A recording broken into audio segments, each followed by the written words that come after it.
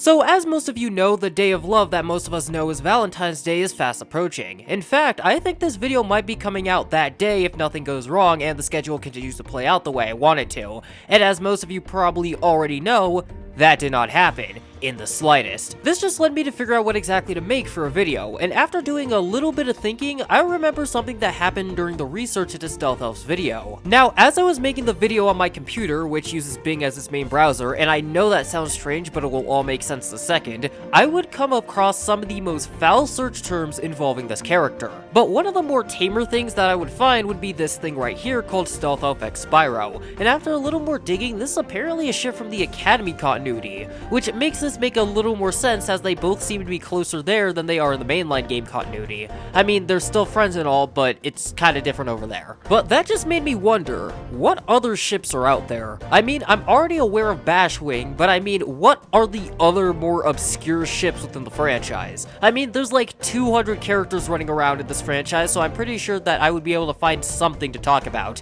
And find something to talk about, I did. Now, due to the nature of this video, I decided to choose the ships that stuck out to me, and I'm just going to be discussing my thoughts on them and why I think they would or wouldn't work in my opinion, along with anything else I was able to find surrounding it. Please do not butcher each other in the comment section because good god, these are just plastic toys and these are not hills you should be dying on. But with all of that said and done, let's actually jump into some of these and dig up what we can find.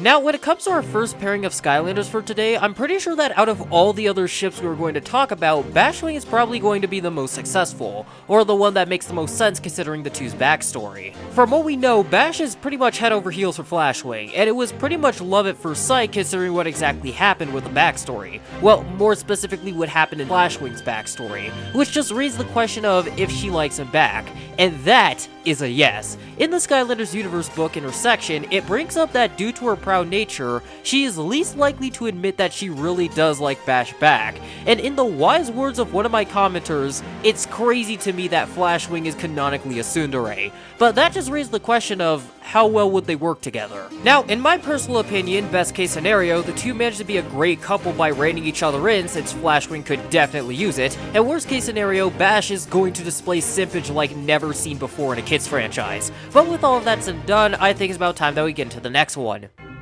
Now, when it comes to the next ship of today, Spyro and Cynder are really interesting since from what I can understand, this ship actually was canon in the Legend of Spyro games if I'm correct. Yeah, apparently near the end of Dawn of the Dragon, Cynder admits her feeling for Spyro to his face, and this is important because many of the plot beats used for their Skylanders counterparts actually originate from that series of games. This, along with their interactions within a couple of comics, kinda hint to me that these two would actually work, and they seem to share a bunch of trust between each other, and since it was apparently made canon because of high demand when the Legend of Spyro games were being made, I'm just going to say that this one would be solid. But with that out the way, let's get on to the next one. Alright, now we're getting into the territory where things kinda start going up in the air, and for this ship specifically, it's because the two characters being discussed have barely interacted with each other.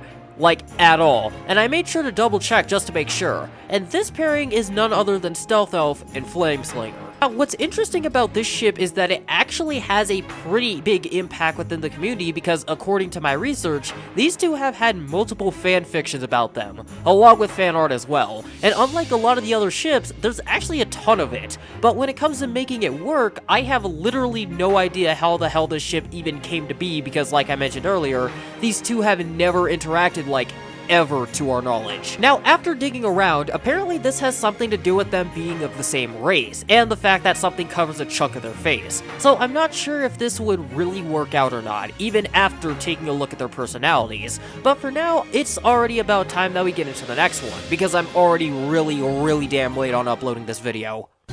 Now, when it comes to the next pairing, it's another one of those instances where the two characters in the aforementioned ship have never really interacted before, but this is one of those cases where I can kinda see how this could have come to be. Firstly, Echo and Blades are one of the 4 dragons, excluding the minis, that come from Skylanders' Trap Team, the other 2 being Blackout and Spotlight, which have their own ship called Blacklight that I'll get to in a second. But after I went over Blade and Echo's personality sections, everything began to make a bit more sense to me. Now, according to their personality sections in the wikis, which I'm pretty sure are good since they link to the Skylanders universe book and Eon's Trap Team guide, Blades has a rather brave and noble personality to the point that it sometimes devolves into recklessness, while Echo is rather reserved reserved yet feisty, along with being really noisy due to her love of music. Now, I honestly think that these two would probably work better as friends than something like a ship, but once again, I can see it happening. But another thing that I was able to find is that Blades is rather young, which isn't mentioned in her backstory. Does this really matter? Well, no, not that much, since once again, Skylanders' ages are rather vague and don't really go into specifics that often,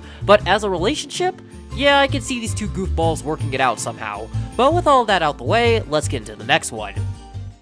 Now, like I mentioned earlier, Blacklight is the ship between Blackout and Spotlight, the only course from Skylanders to ever adorn the sacred status of being a Skylander of the light and dark element, and it's pretty easy to see that this one is an opposites attract thing more than anything else. I mean, we did get to see these two interact with each other in the light and the dark books, but from what I can tell, these two seem to have a more professional tone to it. Heck, if anything, it's Nightmare and Nightlight that have more of a chance of something going on. I mean, the chemistry those two had in that book is so unique to me, and I see a relationship between them being way more interesting and fun considering how Blackout and Spotlight have a more professional tone. But hey, that's probably just me. Blacklight, in my opinion, would work, but I honestly don't see it being anything crazy. So with all of that out the way, let's get into the next ship. Why is this real? No, seriously, why? Out of all the ships that I could have possibly found, why did I have to find this one? I hate the concept of this ship at a fundamental level. No, scratch that. I hate the actual existence of this ship, because I've seen this type of nonsense in other forms of media. I have played these games before, and I did not like it at all. Flashwing and Bash already like each other, and they are confirmed to like each other in a franchise where things like romance between characters are vague to non-existent. Why the hell would you want to introduce a third party in the form of Slobbertooth? And just to make things worse than they already are, I'm not even sure if these two would work together, like, at all. And no offense to Slobbertooth, but from what I read from his personality section, these two would probably hate each other in a relationship. But with all of that said and done, let's get into the final ship of today. Now, I know that this one is probably a question that we've all had at one point or another. Who would work better in a relationship with Flynn? Tessa, or Callie. Now, this can all go so many possible ways, but I'm pretty sure that most of you are even wondering if either of them have feelings for Flynn at all outside of them being good friends. Now, the first thing that came to mind for me was the intro cutscene from Skylanders SWAT Force, because in that cutscene, Callie tries to tell Flynn something only for him to get distracted and abruptly end the call. But after a bit of thinking, she probably was just going to tell him that she missed him, and it probably didn't have any romantic ties to it. And in the same mission, we get to see Tessa marvel at Flynn, but once again, that can be skewed in a way that she was impressed with him and not smitten. I know that there's probably better examples out there for both of them, so I did even more digging, and what I found was absolutely crazy, and this all comes from the IDW comic runs. Now, I'm not exactly sure if I'm going to show the image since, well, the website where I found it got axed and I'm still hunting down a new one, but after they chased down the Dread Yacht and crash landed it, they would realize that Flynn was missing and eventually have this interaction. Now, I don't know about you, but this confirms that both of them have some sort of romantic feelings towards Flynn. But the thing about this for me is who would work better. But in my opinion, both options will work out pretty much the same in my mind. But with all of that said and done, I'm pretty sure that this is where the video comes to an end. Now, I know that this video is kinda late and that there's a lot more ships out there, but I'm sure that I can go take a look at those whenever I get the time since, well, last weekend was probably the most hectic I've ever had. And speaking of which, the Discord is also back up as well, and now you need verification to get in. But with all that said and done, thank you for watching. Like always, hit the subscribe button if you enjoy content like this, share this around so I can grow the channel, leave some comments down below to make the algorithm happy, check out the Return to Skylands Discord along with the rest of the lore and the music used in this video in the description down below, and I will see you all in the next one.